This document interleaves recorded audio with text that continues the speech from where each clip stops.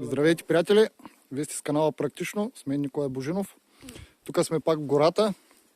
В едно видео ви говорих за един камион с една цистерна за вода. И ето тук караме в тази цистерна. Водичката се сипва тук вътре. И тук има едно кранче, се пуска лекичко да цирика. И пълни е тая поилка. И от тук пият водичка дивите животни. Това е мястото, където се събират, идват тук да играят. И ги храним. Това е царевица пръсната. Това е гьола, пълен с масло.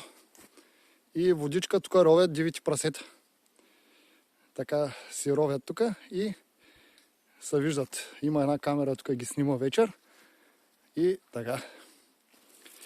Това са в гората тук за прасенцата, за животните. Има сърнички, зайчета и каквото се сетите. Всичко добро. Ако ви харесва канала, абонирайте се, споделете с повече хора, слагайте лайкчета. Всичко добро, до нови срещи от гората.